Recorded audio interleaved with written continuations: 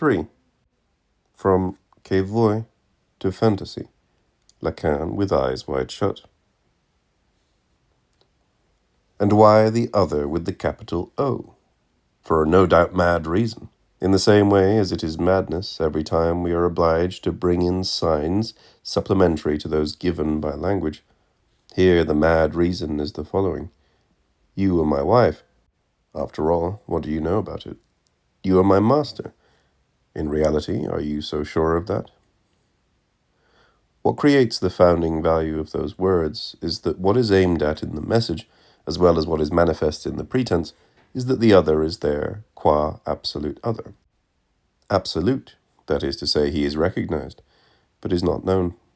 In the same way, what constitutes pretense is that, in the end, you don't know whether it's a pretense or not.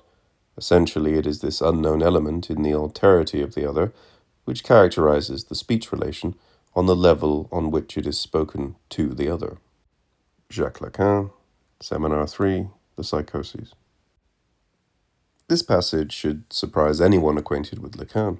It equates the big other with the impenetrability of another subject beyond the wall of language, putting us at the opposite end of the predominant image Lacan presents of the big other, that of the inexorable logic of an automatism that runs the show, so that when the subject speaks, he is, unbeknownst to himself, merely spoken, not master in his own house. What then is the big other? Is it the anonymous mechanism of the symbolic order, or another subject in his or her radical alterity? A subject from whom I am forever separated by the wall of language? The easy way out of this predicament would have been to read in this discrepancy the sign of a shift in Lacan's development, from the early Lacan focused on the intersubjective dialectic of recognition, to the later Lacan who puts forward the anonymous mechanism that regulates the interaction of subjects, in philosophical terms, from phenomenology to structuralism. While there is a limited truth in this solution, it obfuscates the central mystery of the big other, the point at which the big other, the anonymous symbolic order, gets subjectivized.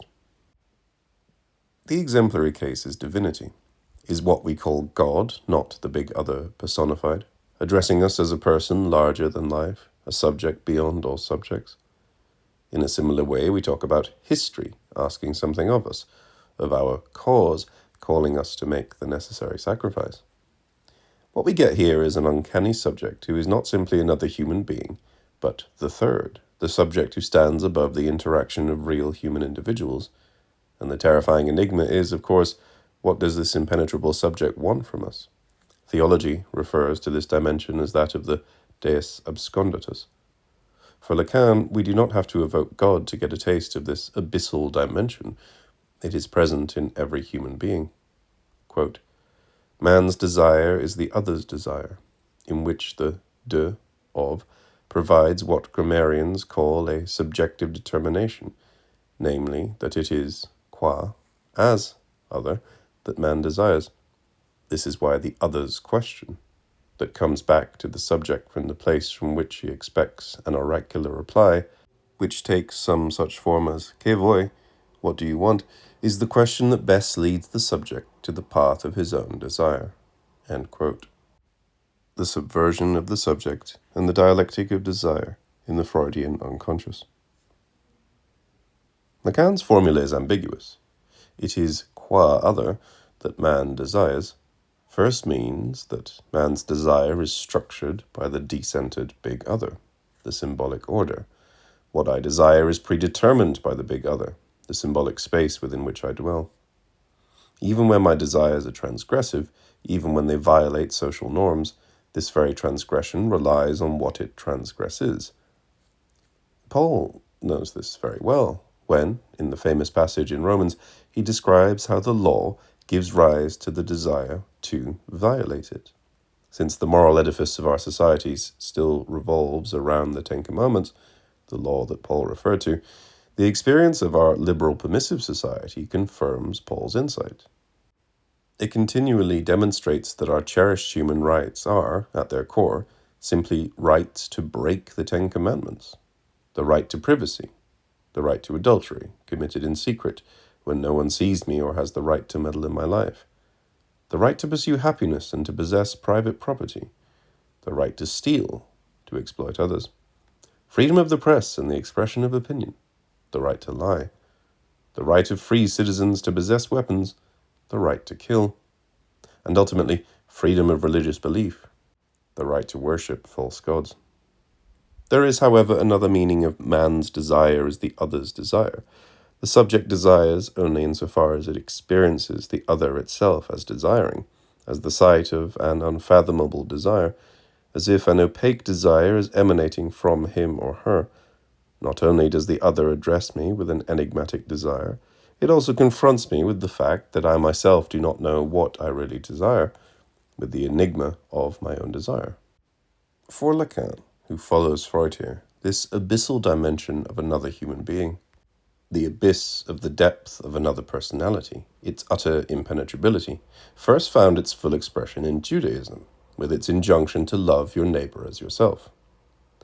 For Freud, as well as for Lacan, this injunction is deeply problematic, since it obfuscates the fact that beneath the neighbor as my mirror image, the one who resembles me, with whom I can empathize, there always lurks the unfathomable abyss of radical otherness, of one about whom I finally know nothing.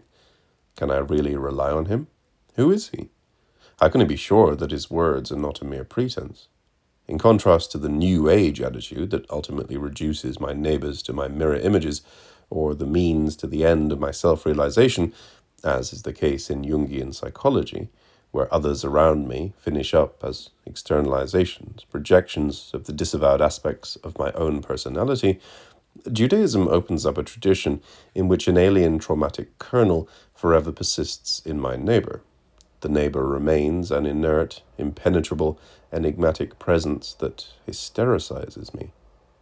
The core of this presence, of course, is the neighbor's desire, an enigma not only for us, but also for the neighbor. For this reason, Lacan's "que vuoi" does not simply ask, what do you want, but rather, what's bugging you? What is it in you that makes you so unbearable, not only for us, but also for yourself, that you yourself obviously do not control? The temptation to be resisted here is the ethical domestication of the neighbor. For example, what Emmanuel Levinas did with his notion of the neighbor as the abyssal point from which the call of ethical responsibility emanates. What Levinas obfuscates is the monstrosity of the neighbor, a monstrosity on account of which Lacan applies to the neighbor the term thing, das Ding, used by Freud to designate the ultimate object of our desires in its unbearable intensity and impenetrability. One should hear in this term all the connotations of horror fiction. The neighbor is the evil thing that potentially lurks beneath every homely human face. Think about Stephen King's The Shining, in which the father, a modest, failed writer, gradually turns into a killer beast who, with an evil grin, goes on to slaughter his entire family. No wonder then that Judaism is also the religion of divine law, which regulates relations between people. This law is strictly correlative to the emergence of the neighbor as inhuman thing.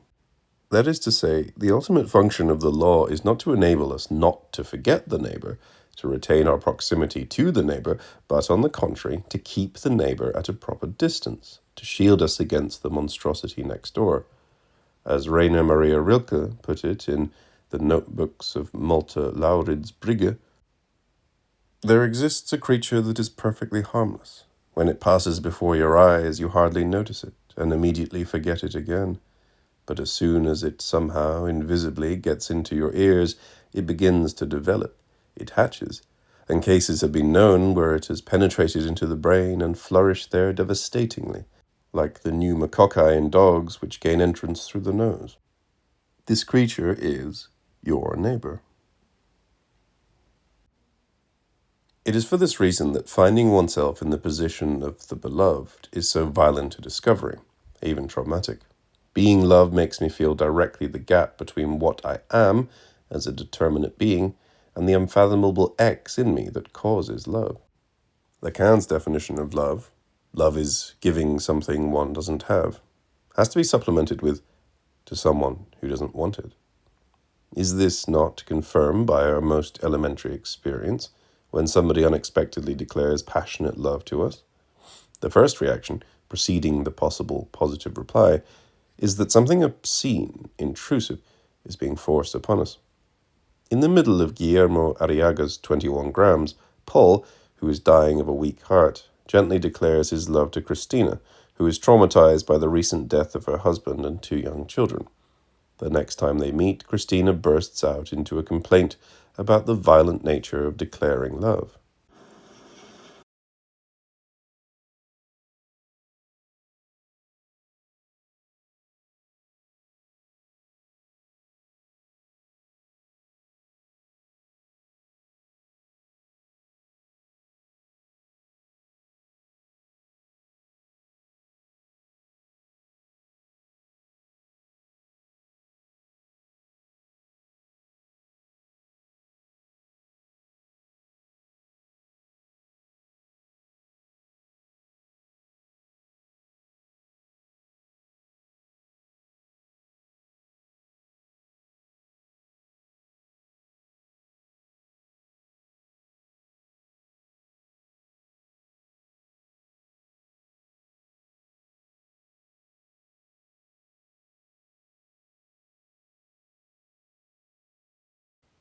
I'm not anything in this world. I'm just not anything. Here, Christina looks at Paul, raises her hands, and desperately starts to kiss him on the mouth. So it is not that she did not like him and did not desire carnal contact. The problem for her was, on the contrary, that she did want it. The point of her complaint was, what right did he have to stir up her desire? It is from this abyss of the other as thing that we can understand what Lacan means by what he calls the founding word. Statements that confer on a person some symbolic title and make him or her what they are proclaimed to be, constituting their symbolic identity. You are my wife, my master. This notion is usually perceived as an echo of the theory of performatives, of speech acts that accomplish, in the very act of their enunciation, the state of affairs that they declare. When I say this meeting is closed, I thereby effectively close the meeting. However, it is clear from the passage that opens this chapter that Lacan aims at something more. Performatives are, at their most fundamental, acts of symbolic trust and engagement. When I tell someone, you are my master, I oblige myself to treat him in a certain way, and, in the same move, I oblige him to treat me in a certain way. Lacan's point is that we need this recourse to performativity, to the symbolic engagement, precisely, and only insofar as the other whom we confront is not only my mirror double, someone like me, but also the elusive absolute other, who ultimately remains an unfathomable mystery. The main function of the symbolic order, with its laws and obligations, is to render our coexistence with others minimally bearable. A third has to step in between me and my neighbors so that our relations do not explode in murderous violence. Back in the 1960s, in the era of structuralism, theories based on the notion that all human activity is regulated by unconscious symbolic mechanisms, Louis Althusser launched the notorious formula of theoretical anti-humanism, demanding even, that it be supplemented by practical humanism. In our practice, we should act as humanists, respecting others, treating them as free persons with full dignity, as creators of their world. However, in theory, we should always bear in mind that humanism is an ideology, the way we spontaneously experience our predicament, and that a true knowledge of humans and their history should treat individuals not as autonomous objects, but as elements in a structure that follows its own laws. In contrast to Althusser, Lacan advocates that we recognize practical anti-humanism, an ethics that goes beyond the dimension of what Nietzsche called human all too human, and confronts the inhuman core of humanity. This means an ethics that fearlessly stands up to the latent monstrosity of being human, the diabolic dimension that erupted in the phenomena broadly covered by the label Auschwitz. Perhaps the best way to describe the status of this inhuman dimension of the neighbor is with reference to Kant's philosophy. In his critique of pure reason, Kant introduced a key distinction between negative and indefinite judgment. The positive statement, "the soul is mortal," can be negated in two ways. We can either deny a predicate, "the soul is not mortal," or affirm a non-predicate, "the soul is non-mortal." The difference is exactly the same as the one, known to every reader of Stephen King, between "he is not dead" and "he is undead." The indefinite judgment opens up a third domain that undermines the distinction between dead and non-dead, alive. The undead are neither alive nor dead. They are precisely the monstrous living dead. And the same goes for inhuman. He is not human is not the same as he is inhuman. He is not human means simply that he is external to humanity, animal or divine, while he is inhuman means something thoroughly different, namely the fact that he is neither human nor inhuman, but marked by a terrifying excess which, although it negates what we understand as humanity, is inherent to being human. And perhaps one should risk the hypothesis that this is what changes with the Kantian philosophical revolution. In the pre-Kantian universe, humans were simply humans, beings of reason, fighting the excesses of animal lusts and divine madness, while with Kant, the excess to be fought is immanent and concerns the very core of subjectivity itself. Which is why, in German idealism, the metaphor for the core of subjectivity is night, the night of the world, in contrast to the Enlightenment notion of the light of reason, fighting the darkness around. In the pre-Kantian universe, when a hero goes mad, he is deprived of his humanity, and animal passions or divine madness take over. With Kant, madness signals the unconstrained explosion of the very core of a human being. How are we to avoid the traumatic impact of being too directly exposed to this terrifying abyss of the other? How are we to cope with that hazardous encounter with the other's desire? For Lacan, fantasy provides an answer to the enigma of the other's desire. The first thing to note about fantasy is that it literally teaches us how to desire. Fantasy does not mean that when I desire a strawberry cake and cannot get it in reality, I fantasize about eating it. The problem is rather, how do I know that I desire a strawberry cake in the first place? This is what fantasy tells me. This role of fantasy hinges on the deadlock in our sexuality designated by Lacan in his paradoxical statement, "There is no sexual relationship." There is no universal guarantee of a harmonious sexual relationship with one's partner. Every subject has to invent a fantasy of his or her own, a private formula for the sexual relationship.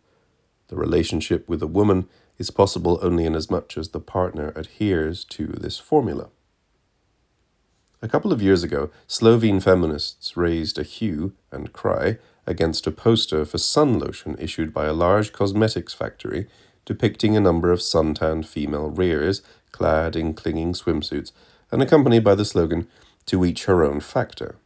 Of course, this ad was based on a tacky double entendre. The slogan ostensibly referred to the sun lotion, which was offered to customers with different sun factors so as to suit different skin types. However, its entire effect was based on its obvious male chauvinist reading. Each woman can be had if only the man knows her factor, her specific catalyst, what turns her on. The Freudian viewpoint is that each subject, female or male, possesses such a factor, which regulates her or his desire. A woman viewed from behind, on her hands and knees, was the factor for Wolfman, Freud's most famous patient.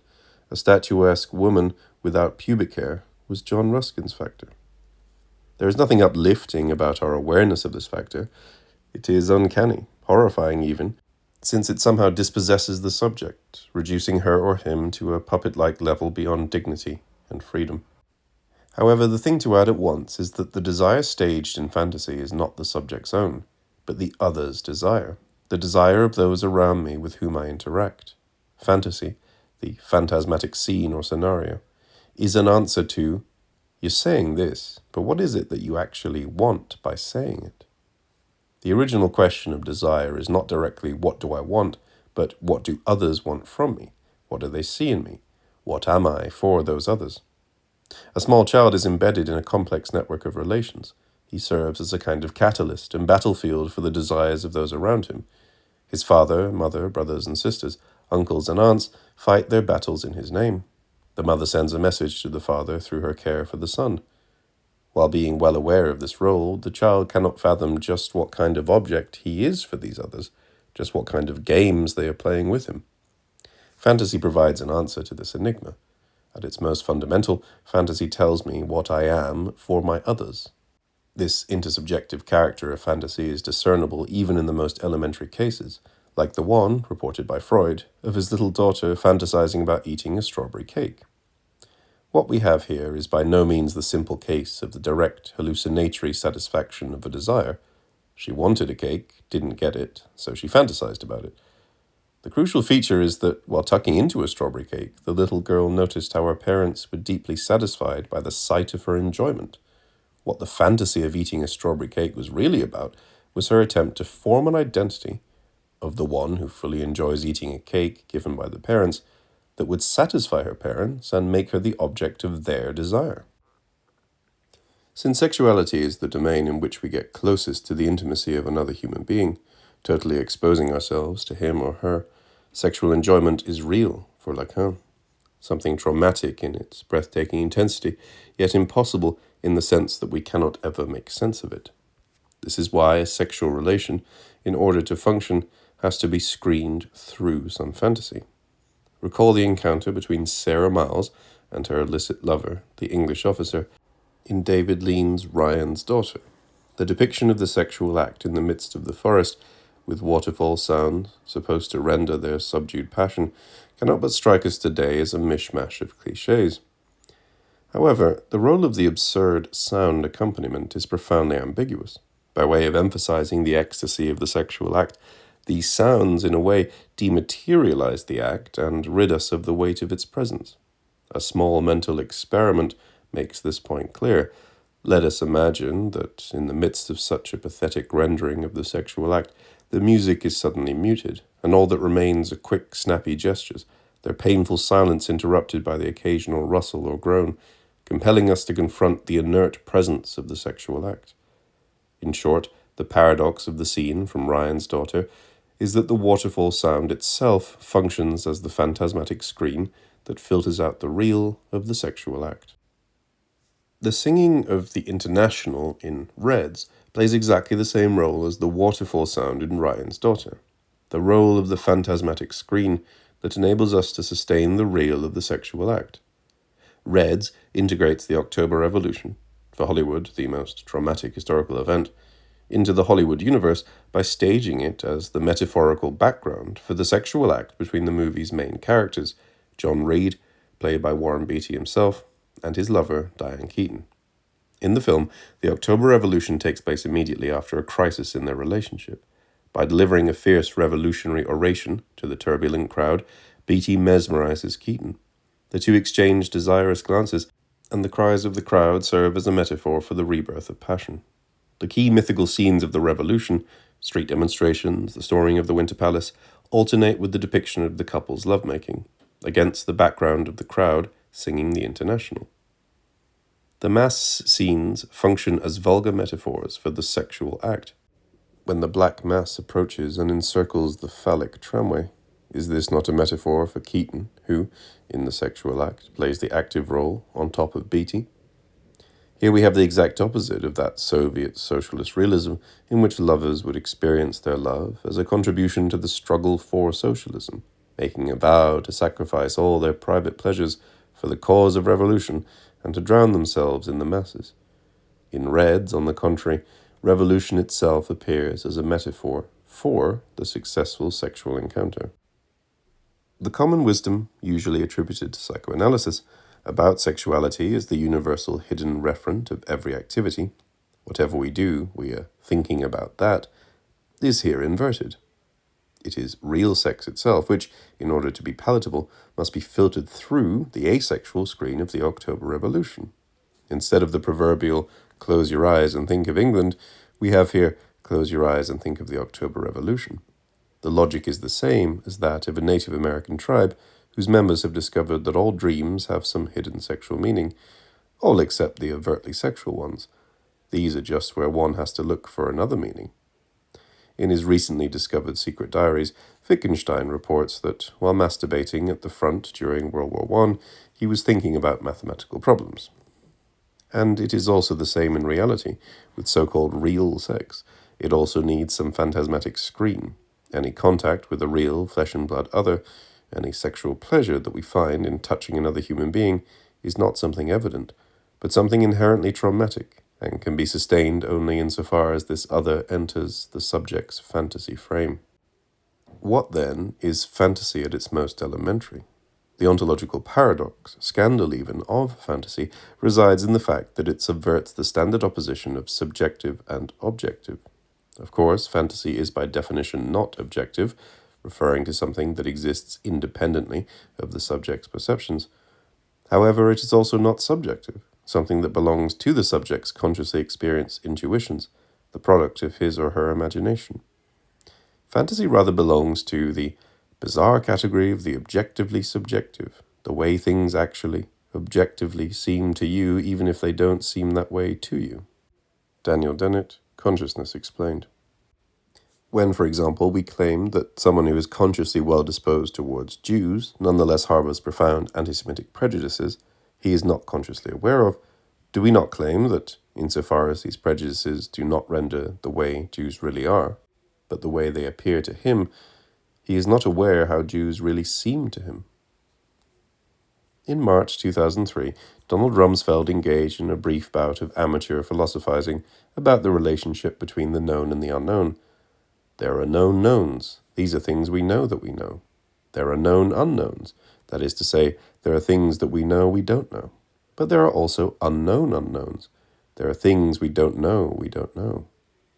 What he forgot to add was the crucial fourth term, the unknown knowns, things we don't know that we know, which is precisely the Freudian unconscious, the knowledge that doesn't know itself, as Lacan used to say, the core of which is fantasy. If Rumsfeld thinks that the main dangers in the confrontation with Iraq are the unknown unknowns, the threats from Saddam or his successors about which we do not even suspect what they may be, what we should say in reply is that the main dangers are, on the contrary, the unknown knowns, the disavowed beliefs and suppositions we are not even aware of adhering to ourselves, but which nonetheless determine our acts and feelings. This is also one of the ways to specify the meaning of Lacan's claim that the subject is always de-centered. His point is not that my subjective experience is regulated by objective unconscious mechanisms that are de-centered with regard to my self-experience, and as such beyond my control, a point asserted by every materialist, but rather something much more unsettling. I am deprived of even my most intimate subjective experience, the way things really seem to me, deprived of the fundamental fantasy that constitutes and guarantees the core of my being, since I can never consciously experience it and assume it. According to the standard view, the dimension that is constitutive of subjectivity is that of phenomenal self-experience. I am a subject the moment I can say to myself, no matter what unknown mechanism governs my acts, perceptions, and thoughts, nobody can take from me what I am seeing and feeling right now. Say, when I am passionately in love, and a biochemist informs me that all my intense sentiments are just the result of biochemical processes in my body. I can answer by holding on to the appearance. All that you're saying may be true, but nonetheless, nothing can take from me the intensity of the passion that I am experiencing now. Lacan's point, however, is that the psychoanalyst is the one who, precisely, can take this away from the subject. The analyst's ultimate aim is to deprive the subject of the very fundamental fantasy that regulates the universe of his self-experience.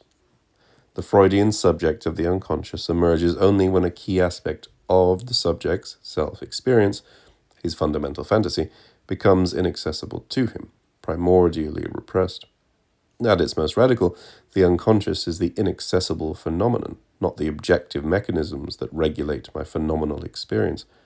So, in contrast to the commonplace that we are dealing with a subject the moment an entity displays signs of inner life, of a phantasmatic experience that cannot be reduced to external behavior, one should claim that what characterizes human subjectivity proper is, rather, the gap that separates the two, namely the fact that fantasy, at its most elementary, becomes inaccessible to the subject. It is this inaccessibility that makes the subject empty, as Lacan put it. We thus obtain a relationship that totally subverts the standard notion of the subject who directly experiences himself via his inner state, a strange relationship between the empty, non-phenomenal subject and the phenomena that remain inaccessible to the subject. In other words, psychoanalysis allows us to formulate a paradoxical phenomenology without a subject. Phenomena arise that are not phenomena of a subject, appearing to a subject. This does not mean that the subject is not involved here. It is, but precisely in the mode of exclusion, as divided, as the agency that is not able to assume the very core of his or her inner experience.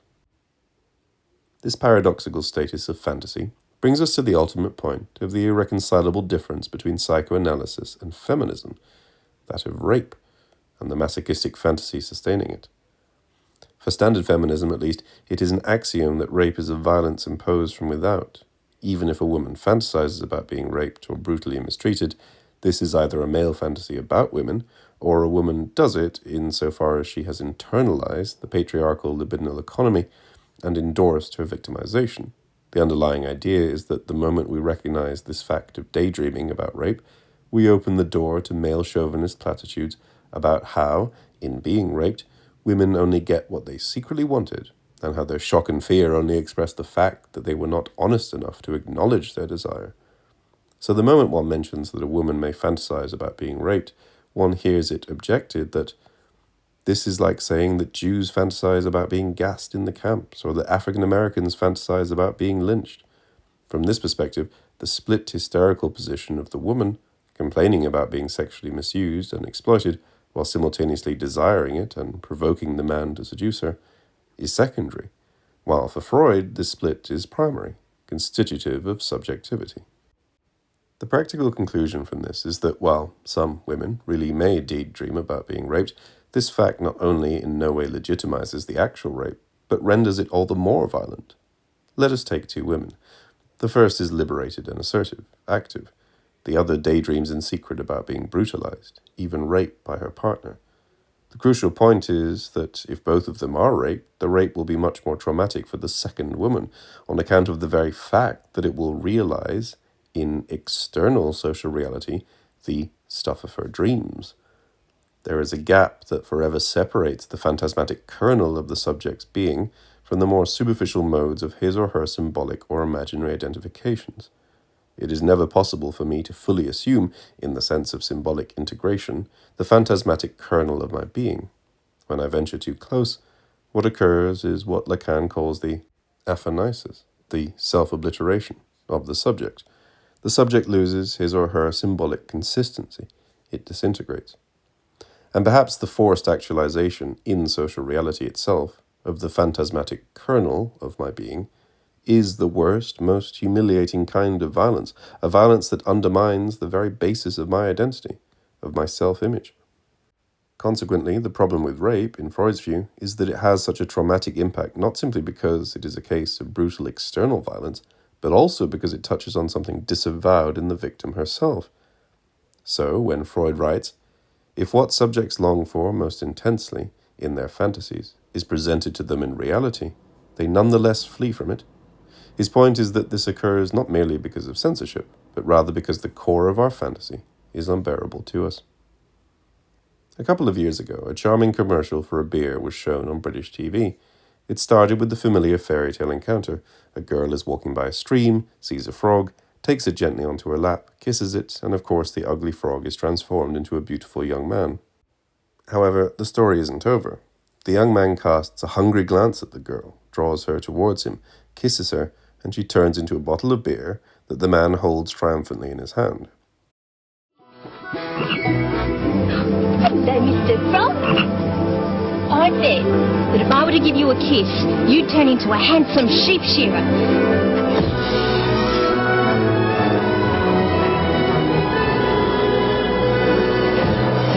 Oh, yeah! Castle mine is made with golden crust offs. You haven't got a sister, have you? The experienced hoppers wouldn't give a castle-made 4X for any other lager. For the woman, the point is that her love and affection, signaled by the kiss, turn a frog into a beautiful man, a full phallic presence. For the man, It is to reduce the woman to a partial object, the cause of his desire. On account of this asymmetry, there is no sexual relationship. We have either a woman with a frog or a man with a bottle of beer. What we can never obtain is the natural couple of the beautiful woman and man. The phantasmatic counterpart of this ideal couple would have been the figure of a frog embracing a bottle of beer, an incongruous image which, instead of guaranteeing the harmony of the sexual relationship, highlights its ridiculous discord.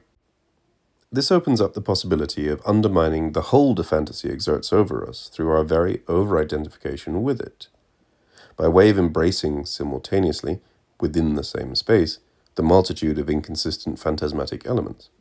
That is to say, each of the two subjects is involved in his or her own subjective fantasizing. The girl fantasizes about the frog, who is really a young man, the man about the girl, who is really a bottle of beer. What modern art and writing oppose to this is not objective reality, but the objectively subjective, underlying fantasy, which the two subjects can never enact. A Magritte-esque painting of a frog astride a bottle of beer, with the title A Man and a Woman, or The Ideal Couple.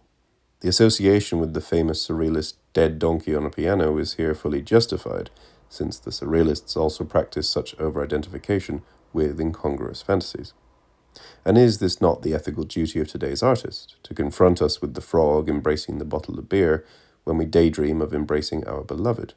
In other words, to stage fantasies that are radically desubjectivized, that cannot ever be enacted by the subject. This brings us to a further crucial complication. If what we experience as reality is structured by fantasy, and if fantasy serves as a screen that protects us from being directly overwhelmed by the raw real, then reality itself can function as an escape from encountering the real. In the opposition between dream and reality, fantasy is on the side of reality, and it is in dreams that we encounter the traumatic real. It is not that dreams are for those who cannot endure reality. Reality itself is for those who cannot endure the real that announces itself in their dreams.